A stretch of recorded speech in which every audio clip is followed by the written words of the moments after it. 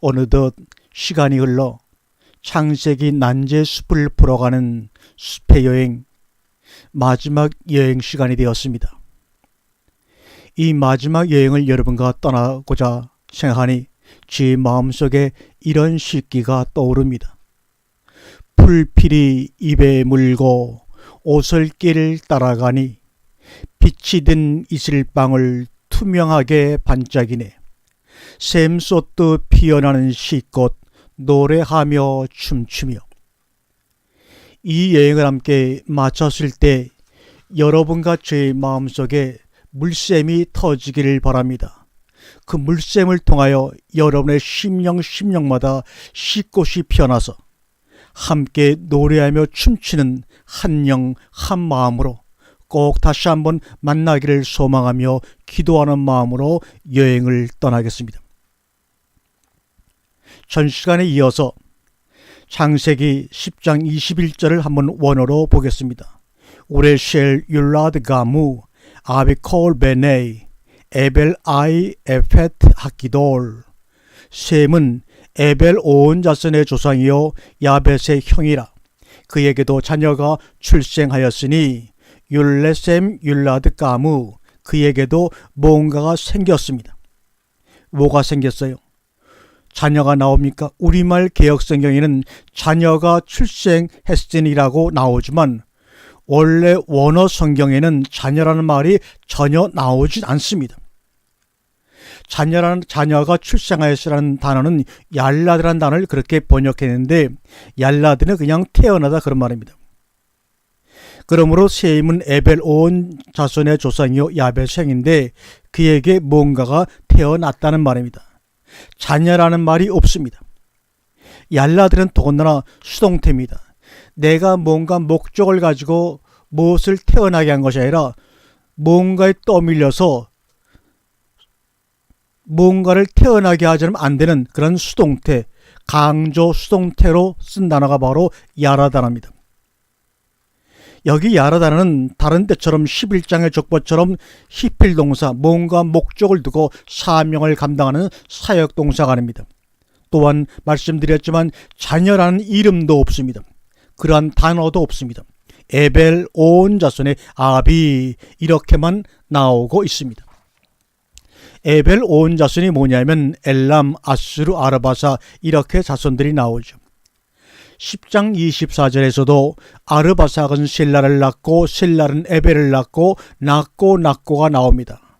그런데 낳고가 나오는데 여기 야라드 동사가 뭐예요? 그냥 단순한 동사입니다. 낳다는 거예요. 아무 뜻도 이유도 없어요. 그냥 단순히 낳아버린 겁니다. 그러면 21절에서 우리가 방금 읽은 푸알 동사 야라드와 칼 동사 야라드와 같은 야라드 낳다는 말을 푸알 동사 수동태로 쓰일 수도 있고 칼 동사로 쓰일 수도 있고 히필 동사 사역 동사로 쓰일 수가 있는데 그러면 그때마다 어떻게 번역이 달라지는가? 강조 수동태의 푸알 동사는 나아졌고 수동적으로 나아짐을 강조하지요. 그냥 단순한 동사인 칼 동사는 낳고 단순히 낳고가 반복이 됩니다. 그러나 사역동사로 쓰이는 히필 동사 야라들은 낳는 일을 했고 낳는 것이 사역이고 낳는 것이 사명을 알고 낳는 것입니다. 이것은 하나님을 통하여 그들이 귀한 사명을 감당할 때 같은 야라더라도 히필 동사로 쓰일 때가 있습니다. 바로 창세기 11장 바벨탑 사건 이후에 셈의 족보들이 바로 야라드 히필 동사로 쓰였다는 겁니다.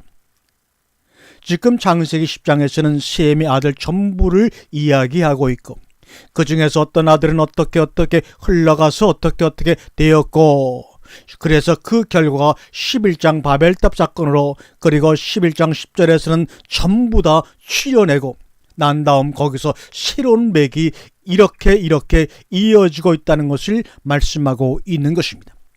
그러면서 창세기 11장 10절 이하부터 하면 낳다는 야라드 동사가 전부 말씀된 더 히필 동사, 사역 동사, 낳는 것이 사역이고 사명을 알고 낳는 히필 동사로 사용되고 있다는 점입니다. 즉 낳는 일을 사명으로 알고 감당하고 있는 것입니다. 그러므로 이런 것은 같은 단어지만 원어 성경을 보지 않으면 절대로 분별해 낼 수가 없습니다. 그래서 창세기 10장 21절에 안 나오는 셈의 족보 톨레토트라는 말로 창세기 11장 10절이 시작됩니다. 창세기 10장 21절에 셈의 그 자손들을 얘기할 때는 톨레토트 족보란 얘기가 나오지 않지만 11장 10절부터는 셈의 족보는 이러하니라고 하면서 족보로 이야기합니다. 그러면 톨레토트, 이 톨레토트란 족보라는 말이 성경 어디에 나오는가를 찾아봅니다. 창세기 2장 4절에 여호와 하나님이 천지를 창조하실 때 천지에 창조된 대략이 우리말로는 대략이라고 번역되는데 이 말이 바로 톨레토트란 말입니다. 그 다음에 창세기 5장 1절에 보면 아담의 자손의 계보가 이러하니라. 하나님이 사람을 창조하실 때 하나님의 형상대로 지으실 때 할 때 계보가 라는 것이 바로 톨레토트입니다. 창세기 6장 9절로 내려가면 노아의 사적은 이러하니라 할 때 사적이 바로 톨레토트입니다. 같은 단어인데 대략, 계보, 사적 이렇게 다양하게 번역을 했습니다. 그럼 이 세 개의 문장을 비교해 볼 때 톨레토트가 뭐냐 하는 것이 나옵니다. 우리는 위에 세 가지의 본문을 통해서 세 가지로 톨레토트의 뜻을 이해할 수 있습니다. 첫 번째, 하나는 사람을 낳는 일도 톨레토트입니다. 또 하나는 어떤 일을 낳는 것도 톨레토트입니다. 마지막 세 번째, 하나는 어떤 삶을 살아내는 것도 톨레토트라고 분명히 말씀하고 있습니다. 아랫대로 내려가면 후회가 되는 것이고 당대에 살면 자기 삶이 되는 거예요. 그러면 자식만 낳는 것이 톨레토트가 아니라는 얘기입니다. 자기 삶이 어떻게 나아지는 것도 톨레토트라는 거예요. 여호와 하나님에게서 천지가 나왔어요. 그리고 창세기 10장 1절에는 드디어 노아의 아래 톨레토트가 나옵니다. 셈과 함과 야벳입니다. 그런데 창세기 10장 32절에도 톨레토트가 나오는 것처럼 보이지만, 그래서 아니 목사님 창세기 10장 32절에도 톨레토트가 나온다라고 하는 사람이 있을지 모르지만 그건 톨레토트가 아니라 톨레토탐이 되어가지고 톨레토트는 아닙니다. 우리말에는 그 세계와 나라대로라고 해서 그 세계화가 톨레토탐인데 이건 톨레토트가 아닙니다. 그리고는 창세기 11장 10절입니다. 그러면 창세기 2장 4절과 5장 1절과 6장 9절과 10장 1절과 11장 10절 이렇게 톨레토트가 이어지고 있는 겁니다. 2장 4절에 천지에서 5장 1절에 땅에 아담이 나왔지요. 그리고 6장 9절에서 그 땅에 아담의 후손들로 말미암은 노아 홍수가 발생합니다. 그리고 10장 1절에서 방주에서 나온 노아의 아들들 셈과 함과 야벳의 톨레토트, 그 중에서 11장 10절에 셈과 함과 야벳 중에서 셈의 톨레토트로 좁혀집니다. 그리고 창세기 11장 27절에서 데라의 후예, 여기서 데라가 죽고 아브라함으로 이어지기 때문이에요. 그런데 여기서 참으로 중요한 것은 뭐냐? 데라의 톨레토트 족보가 있는데 아브라함은 톨레토트가 있다고 성경에 나오진 않습니다. 데라의 톨레토트는 있는데 아브라함의 톨레토트는 없단 말이에요. 그리고 창세기 25장 12절에 가서 이스마엘의 후예가 나오죠. 그리고 25장 19절에 가서는 이삭의 후예가 나오지만 아브라함의 후예는 이렇다는 톨레토트가 성경에는 없습니다. 아브라함은 데라를 떠난 사람이지요. 본토 친척 아비집이 앞전 전부입니다. 그래서 아브라함은 히브리인의 조상이 됩니다. 왜요? 하란에서 가나안으로 건너온 사람이기 때문에 그 전의 족보는 그에게 아무 의미가 없기 때문에 아브라함은 톨레토트가 없는 겁니다. 그래서 그 가나안을 건너왔기 때문에 그는 바로 믿음의 조상이 되는 겁니다. 믿음의 조상이 아브라함부터 새롭게 시작이 되는 겁니다. 과거의 족보에 연결되지 않는 새로운 족보 톨레토트로 히브리인의 조상으로 믿음의 조상으로 말입니다. 건너왔기 때문에 이것이 바로 아브라함의 출애굽입니다. 모세 출애굽이 첫 번째가 아닙니다. 아담의 출애굽, 아브라함의 출애굽, 모세 출애굽, 이스라엘 백성들의 출애굽, 또한 우리들의 출애굽, 그리고 아브라함에게서 이스마엘과 이삭이 나오는데 육적 톨레토트와 영적 톨레토트 그리고 약속의 톨레토트로 쫙 갈라지고 맙니다. 마치 벨렉과 욕단이 갈리는 것처럼 말입니다.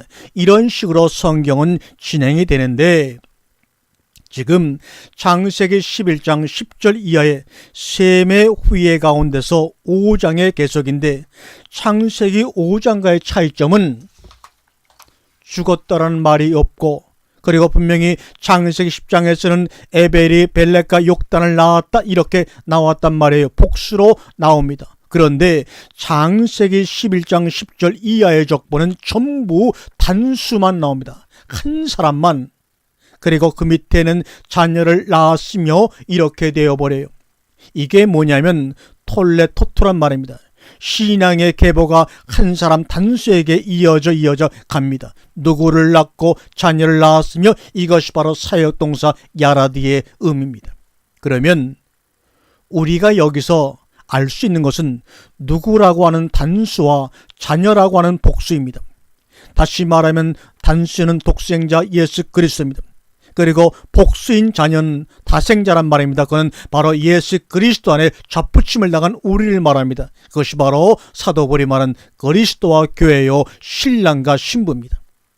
그럼 어디서 복수가 나오기 시작하느냐 하면 데라부터 복수가 나오기 시작합니다. 아브라함, 나홀, 하란입니다. 그리고 27절부터 데라의 후예가 시작이 되지요. 그런데 왜 창세기 11장 26절에서 데라의 후예가 안 나오느냐 하는 얘기예요. 데라는 70세 아브라함과 나홀과 하란을 낳았다라 그랬습니다. 그리고 창세기 11장 26절에다가 족보를 그러면 붙여줘야 된다는 얘기입니다. 그런데 창세기 11장 26절에다가 붙이지 아니하고 창세기 11장 27절에다가 돌레토트 족보를 붙여버리고 말았습니다. 넬라의 돌레토트. 이게 뭐냐 보세요. 창세기 11장 31절 데라가 그 아들 아브람과 하란의 아들 그 손자 롯과 자부 아브라함의 아내 사레를 데리고 하란은 데라보다 먼저 본토 갈대아 우리에서 죽었더라 이렇게 나오죠. 그랬죠. 그럼 나홀은 어디로 갔습니까? 11장 29절을 보세요. 아브람과 나홀이 장가들었으니 아브람의 아내 이름은 사라이며 나홀의 아내 이름은 밀가니 하란의 딸이요 하란은 밀가의 아비며 또 이스가의 아비더라.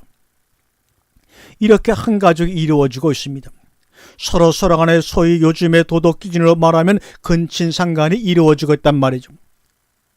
창세기 11장 31절에 데라가 그 아들 아브람과 하란의 아들 그 손자 롯과 그 자부 아브라함의 아내 사레를 데리고 갈대아 우리에서 떠나 가나안 땅으로 가고자 하더니 누가? 데라가. 이것이 바로 데라의 돌레토트입니다.